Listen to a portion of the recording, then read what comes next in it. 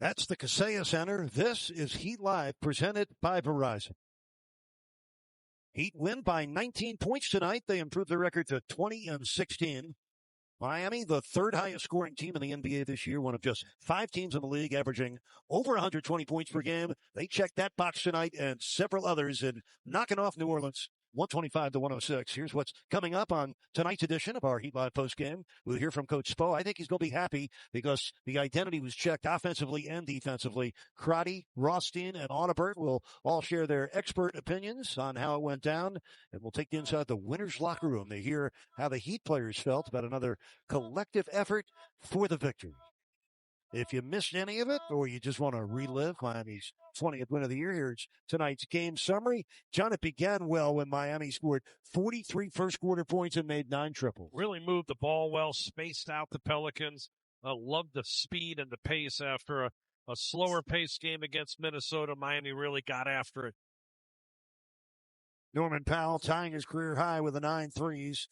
34 points for him. His 6th game this year, over 30.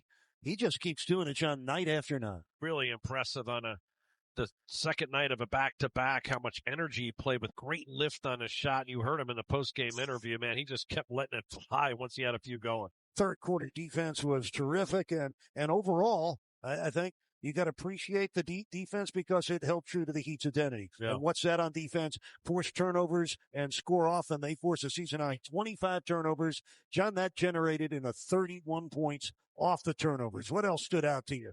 Well, again, to your point on the defense, it was a close game going either way. It was the defense that allowed Miami to pull ahead in that third quarter. I thought the bench continued to come at the Pelicans, and to do so without Jaime Jaquez Jr., who's the leading scorer, who was out tonight off the bench. I thought that was impressive with the way Miami played. They needed their bench to step up here on the second night of a back-to-back. You need that energy. You need that lift, and Miami got that from the guys coming off the bench for the second unit. It was a really nice game from the top down.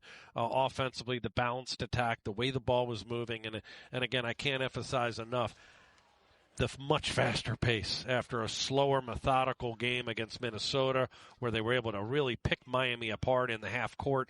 Not so tonight from the get-go. He were pushing. They had the Pelicans on their heels for most of the game. You know, Miami had a season-high 18 steals tonight. They were heartened by the return of Kel'el Ware. It really helped with Tyler Herro missing the game again and with Jaime Jaquez Jr. missing just his second game this year. And Kel'el Ware did more than fill the bill with his 16 points and his high energy. Right now he's standing by with Amy Audibert. Nico, another great one. 19 points, 6 rebounds, 3 assists, 3 steals, 2 blocks, a little bit of everything. What's been clicking for you as these games really are unfolding here? I mean, just coming in with the right mindset. I think that's it. Where coaches are preparing us good enough, and it's on us just to give everything we have. And, you know, with the help of my teammates, it's really easy to play. A season-high 18 steals. What did you like about the way you guys defended the most tonight? Just being disruptive. I think that's what we have to do. If our biggest advantage offensively is transition, you know, easiest way to run is to get steals. So I guess that's what we did. I want to dig a little bit into the paint, though, because New Orleans, one of the best paint scoring teams in the league, 58 a night. Tonight, you guys held them to 46. What was required for you guys in that area? We got Bam Adebayo. You know, we got Bam, who's all-NBA defender, you know, and he took care of the paint. And him and Kel'el, especially when those two play together, it's hard for anyone to score in the paint. So yeah, those two, but everybody else too, just being aggressive and protecting the paint. We knew that they were going to attack and they were going to be physical, but you know, we brought physicality too. So yeah. You guys are 5-2 now on a second night of a back-to-back. It's pretty good. And you score so much on a second night of a back-to-back. How are you guys able to keep up that high-octane offense?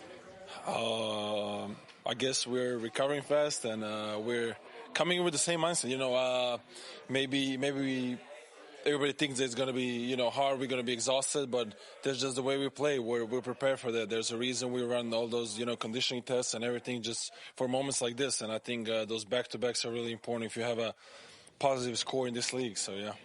Thanks, Nico, so much. We'll see you on the road. Thank you. Thank you. Yeah. He had 19 points, 6 rebounds, 3 steals, played another very strong overall game. And, John, off to the road the Heat go after a very nice win tonight. Yeah, it's really a nice way always, from an NBA perspective, you want to try to win that last home game to catapult you when you go out onto the road and carry that momentum. So really nice win, taking care of business against the team they should beat, last place in the West. But, if you lose it, all of a sudden you're reeling when you go back out on the road. So very business-like professional win by Miami. I would agree with that. 13-2 this year against teams under 500. Let's go to two gentlemen way above 500.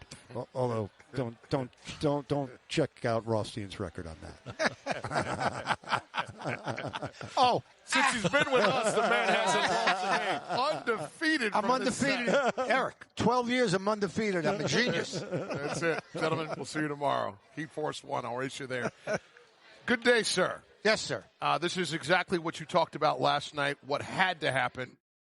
It cleanses yourself before you go on the road, and one of the key components is getting a guy like Pelle Larsson back. Well, unquestionably, because to me he's our modern-day Dan Marley, Shane Battier. That's who this kid is. He's a winning player, makes winning plays at both ends of the court, and he's not afraid to get his face in the way because his face keeps getting at least once a night. He keeps getting hit in the face. Feeding social media, right? Oh, my God. But anyhow, yeah, and the other thing was, look, we are number one in the league in field goal attempts per game at 93. We had 102 field goal attempts tonight because they're number 3 in the league at 91 field goal attempts. They want to play the same way. When we play a team that wants to play the same way, I think we're at an advantage. I really do. So, but anyhow, they were hanging around there in the fourth quarter. A little bit. And then it was 106-92, about midway through. We had been up about 20, now it's down to 14. The next two plays. Here we go. So they're on a fast break. This is Jeremiah Fears. This is a really good young player. Driving hard to the basket, going on Nico. Nico goes up. I don't know if he got a piece of it or he just changed it. He denied that layup, and now we're going the other way. Wiggs gets it. Stop right now. They got, Fears down here. You got Alvarado here. I'm sorry, but I can't tell who that is, but they have 3 guys down here and only 2 back, and we're going to go. It's going to wind up 3-on-2. Watch now as Wiggs pushes it. Gets it ahead to Pella. Now, right now, what happened, hold it. People don't underestimate the importance of this simple pass, because once the ball goes here, it's now almost a 2-on-1, because as Pella goes towards the paint, here comes Queen, and there's nobody there. Pella makes a simple play. Roll it. He throws it up to the big fella, right at the rim. Rewind it. Now, this may seem like a small thing, but roll it. I want you to watch where he throws the pass. Okay, get ready to stop it. Hold it. The only player who can catch that pass, that's like a back shoulder, 20-yard. Yeah, absolutely. Okay, the only guy that can catch it is the receiver. He puts it on the opposite side of the rim where Kel'el can go up and get it and flush it, and that made it 108-92 at 6:24 of the fourth quarter. 6 dimes for Mr. Larsson, as well as Davion and Bam.